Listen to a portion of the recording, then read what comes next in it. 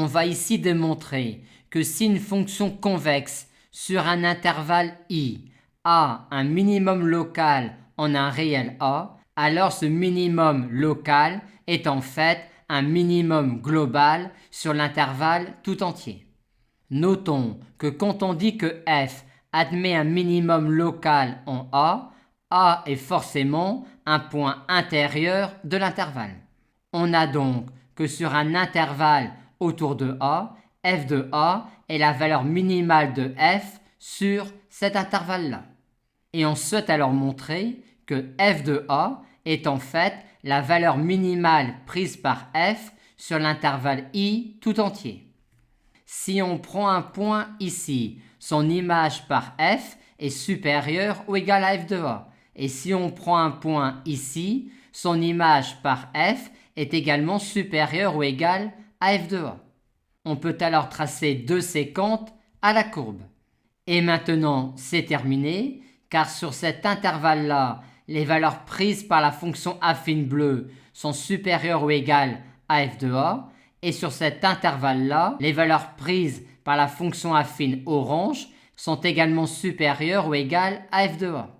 Or, f étant convexe, sur cet intervalle-là, la courbe représentative de f est au-dessus de cette droite bleue, et sur cet intervalle-là, la courbe représentative de f est au-dessus de cette droite orange-là. Et on a donc bien que sur l'intervalle tout entier, f de x est supérieur ou égal à f de a, puisque c'était le cas sur cet intervalle-là, et que l'on vient de dire que c'est également le cas sur cet intervalle-là, et également le cas sur cet intervalle-là.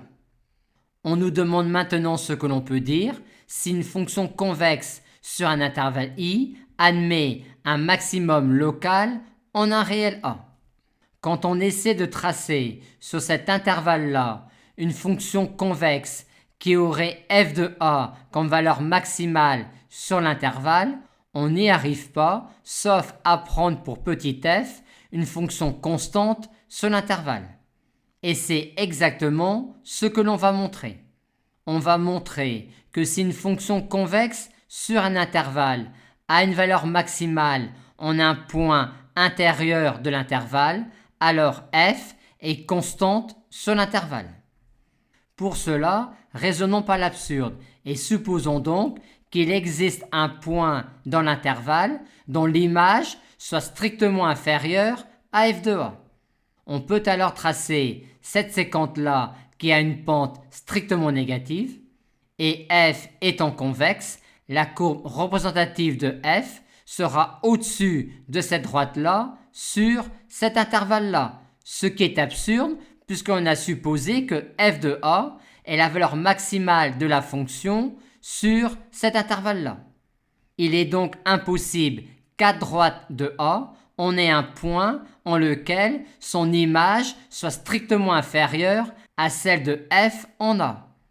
Et on montre de même qu'il est impossible qu'il y ait à gauche de a un point en lequel son image par f soit strictement inférieure à celle de f en a. On en conclut donc que si une fonction convexe admet un maximum local en un réel a, la fonction sera constante au voisinage de a.